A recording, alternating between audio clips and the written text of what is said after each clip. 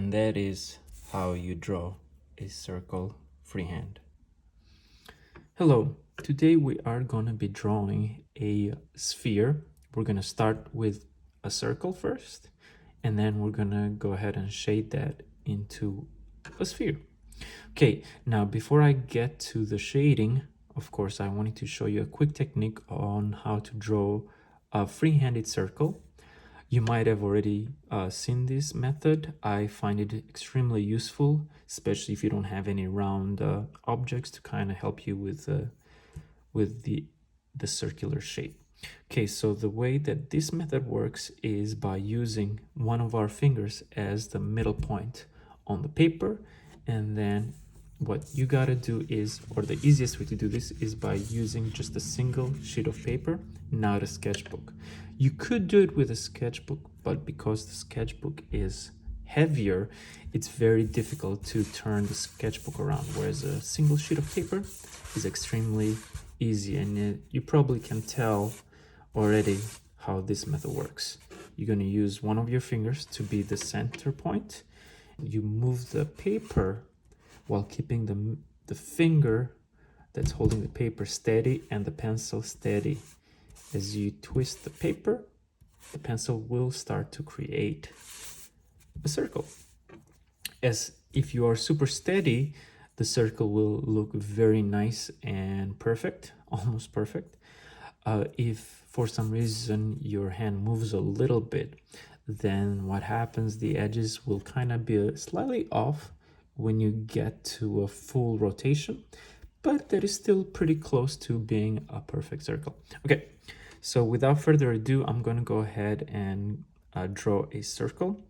What I'm going to do is I'm going to use the pointing finger. You could technically use any finger that you feel comfortable with. And some people hold the pencil like so, okay, while using this finger as the center. Some people even use this part of the hand if you want to draw a large circle. I'm not going to go ahead and do that because I want something small. So what I'm going to do is I'm just simply going to use the pointing finger. If you're righty, of course, you're going to go this way, but I'm a lefty, so I'm going to go ahead and do it this way. Again, you don't need to hold the pencil exactly this way. You could do it like so, but then you're going to have to use one of the other fingers as the center of your paper. Okay, so pointy finger down, pencil as steady as possible. Now you want to give a test before you actually put the pencil down by seeing whether the paper is nice and loose. So I'm going to go ahead and move a little to the side here because I have an object that's kind of blocking the way. So finger down, pencil on the paper almost, start spinning and then putting the pencil down. And as steady as possible, start by rotating the paper. And if done properly, the circle will look quite nice. Okay, so while I was editing the video, I noticed that when I was drawing the circle, I covered it with my hand. So I'm going to go ahead and include this clip. I wanted to make sure that I include at least one clear view of me drawing the circle using a freehand. Again, I'm going to use the pointing finger to stabilize the paper as I spin it around, and then the pencil I will be placing on the ground gently, and as I rotate the paper, as you can see, the pencil will start to draw the line. And if you do this a few times, you will notice that you will get better and better. You might have an issue when you connect the two sides, the two edges, but with practice that gets better and better. If you want to make a smaller circle, again, all you got to do is just bring the pencil closer to the center and just continue spinning the paper and then lower the pencil down. And then you will notice that the circle starts to appear, and it's actually quite an effective way to draw a circle, an actual perfect circle, or close to perfect, I should say. All right, I'm quite happy with that circle. You can kind of tell where the finger was here, which is not bad at all. Now I kept the pencil quality very thin, very faint, because it's very useful to, when it comes to shading, to not make thick marks at the start. Because if you do, then those marks will kind of work against you. If you want to make the objects seem three-dimensional and pop out, you don't want to have thick side edges. You want to make natural shading kind of, you want your shading to be the defining edges of your shape, not the lines themselves. So first things first, now that I have the circle, I can go ahead and start doing some shading. What I'm gonna do now is I'm gonna provide this circle with with the ground, with the surface. So to do that, I'm gonna go ahead and start shading right at the bottom, right about here. Okay, and by doing so, I will start creating the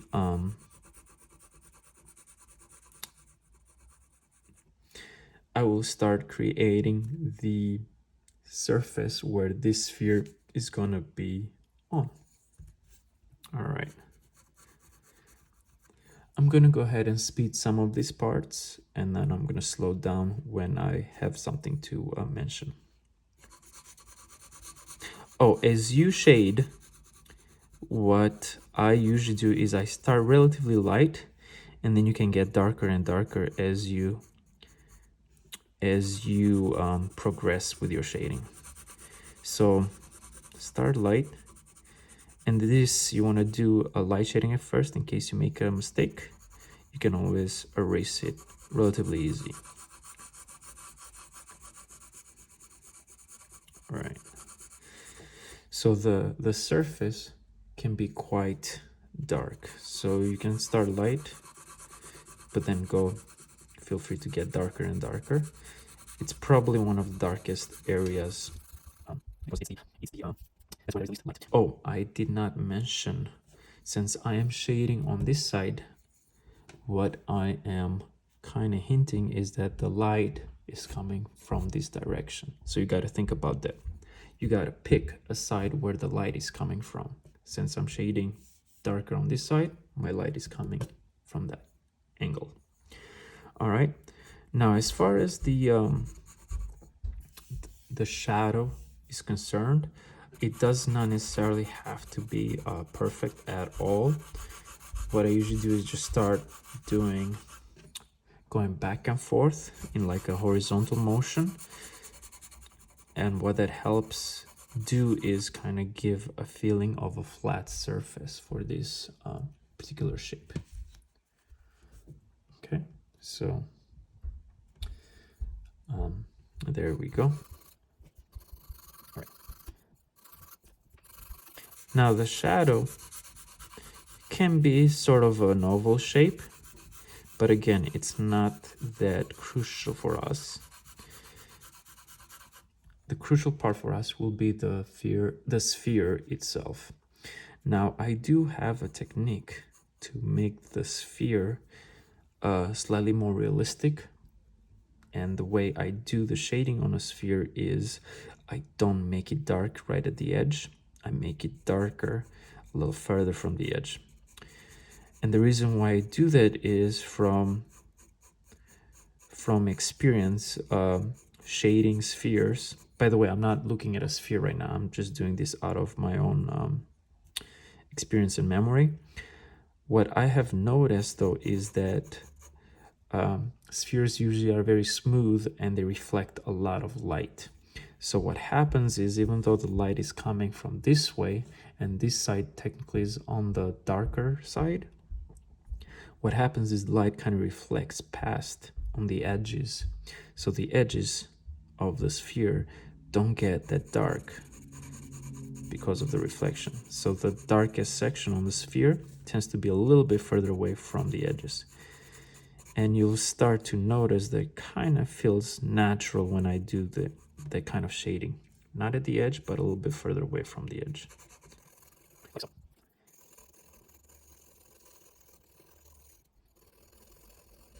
So what I'm doing here is I'm making this section very dark, and then as I go closer and closer to the center, it gets lighter and lighter.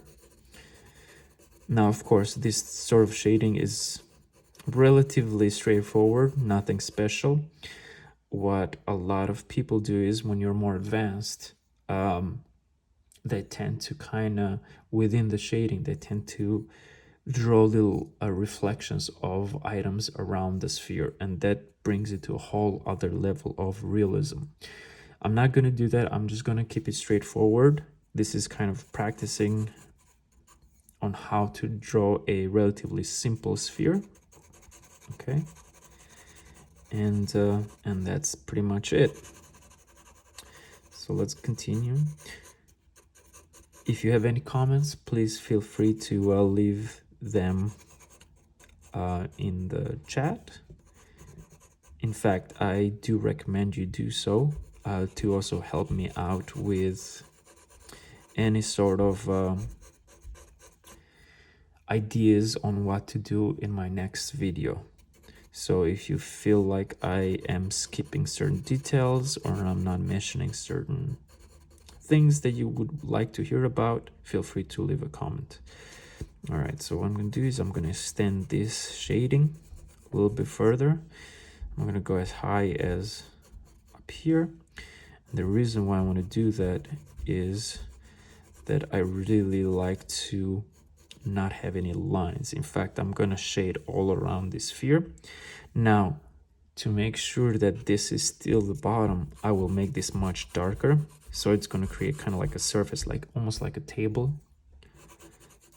And then the rest of the shading will be slightly lighter, but dark enough to hide this line. So this line over here is going to blend, or should be blended, if you want to get as realistic as possible of if you want to achieve a realistic looking sphere. And you'll notice as I start shading around the sphere and kind of blend it out the edge line, it's starting to look a little bit more three-dimensional. If you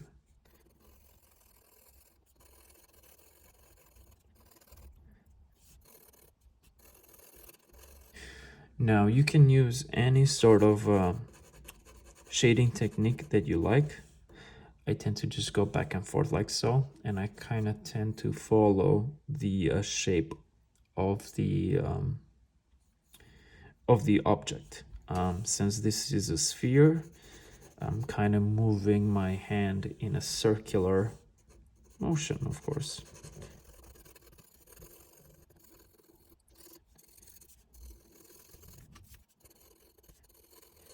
So here I gotta get a little darker. Now, if you think a line is a little too dark, feel free to use an eraser. And because I kept the line relatively thin and light, I can always kind of erase that excess strength or darkness, whatever you want to call it, so that I have a faint idea of where the sphere is and where the shadow should be to separate the sphere from the environment.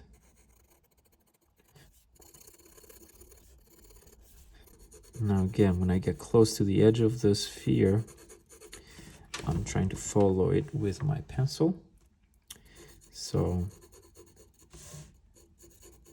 this is why it's a good idea to use a piece of paper instead of a sketchbook. It's a little easier to kind of just move around as you are shading the sphere, especially as you're first starting to learn how to do this. If your shading is not as consistent, there's good news. Practice will help you with that. It's okay if at first it looks rough and dark.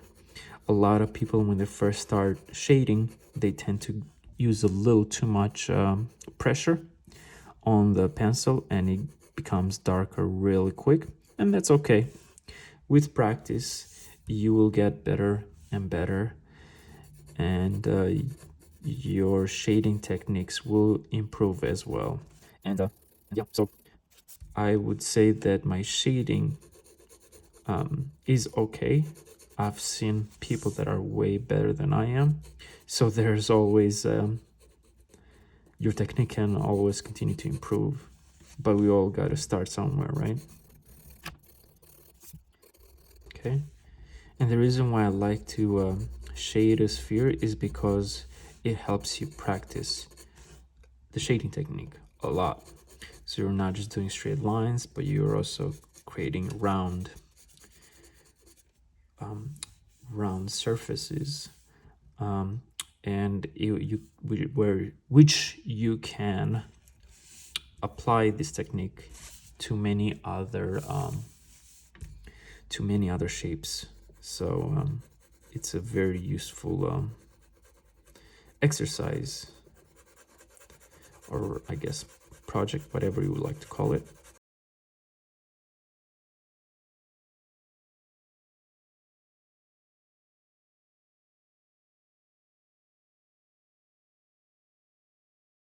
So here I'm going horizontal as well. You could go literally in any direction you like. You could do back and forth, kind of like this is referred to as cross hatching, where you go into two different directions and you cross the shading. I'm not the best at cross hatching, but sometimes I like to use it to kind of create the feel of a background.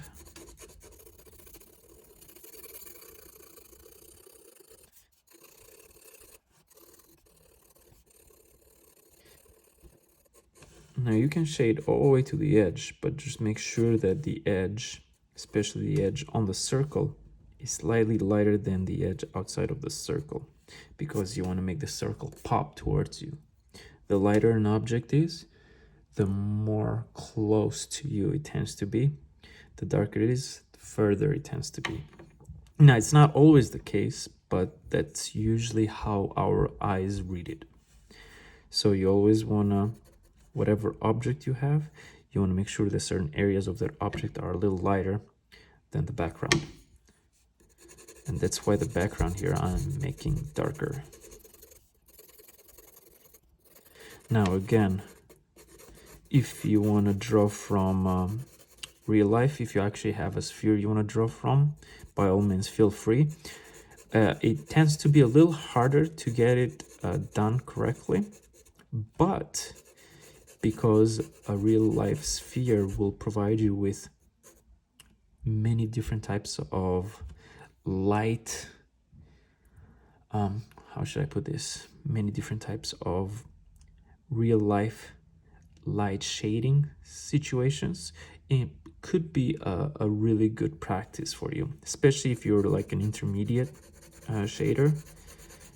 Drawing from an actual real life sphere might be better off, especially if you feel like you can do this quite easily. Then going to real life and drawing from a real life sphere would be the next step, because then you have to deal with not just the shading but also any reflection that's happening within the shading. And if you're able to achieve that kind of level of shading, then you're that much closer to being a master of the craft. Maybe about the things wrong.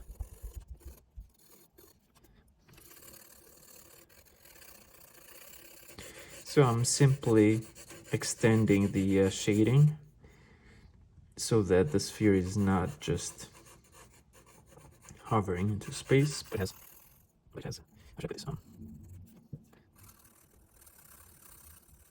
But solid ground.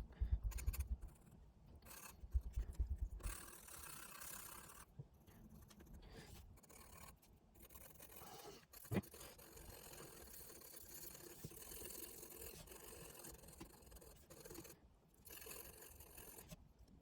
So again, all I'm doing is kind of following the edge and shading not all the way to the edge, but just a little bit further in. Again, you want to do that to kind of get the that effect of light reflecting at the edges of the sphere. So if your shading is not as soft as mine, and if you're a beginner, it might be rougher. What you want to do is you want to focus on this region, okay? Because that region can be quite dark. Again, just be careful not to go all the way to the edge. And if you do, make sure it's lighter than this region and slightly lighter than the background. Just so that you get that popping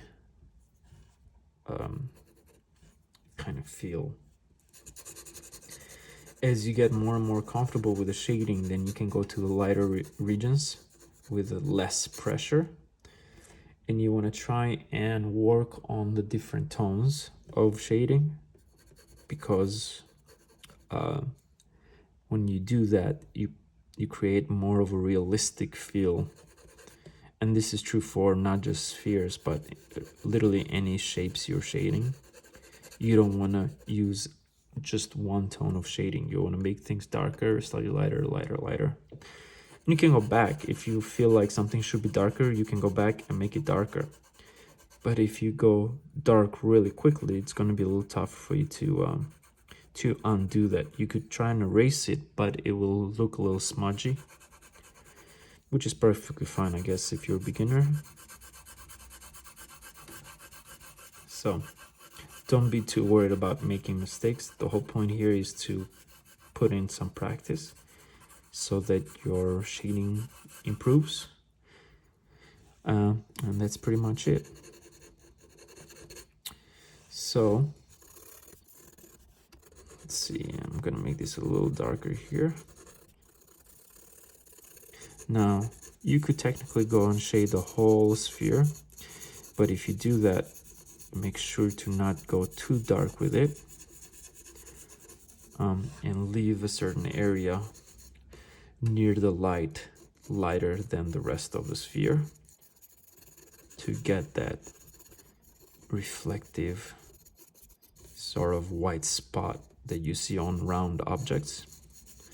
That also is true for when you're drawing eyes. This is actually a pretty good practice on drawing like the eye pupil region. You could use similar techniques. Now, of course, there's videos out there that do a really good job at showing you how to really put some details in. And with the eye, you have the pupil really dark in the center, and then the shading kind of goes towards the center. However, the edges also need to be shaded in this sort of technique as well to kind of form that roundness.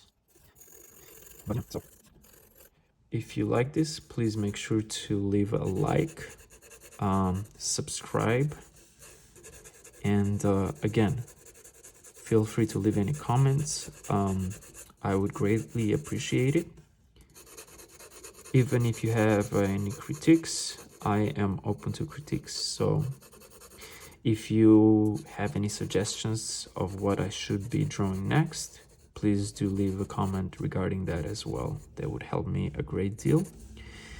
And with that, I'm gonna go ahead and pause here. You pretty much get the idea on how to draw a basic sphere. So this is meant for beginners. Have a good one, and I will see you on the next video. Bye.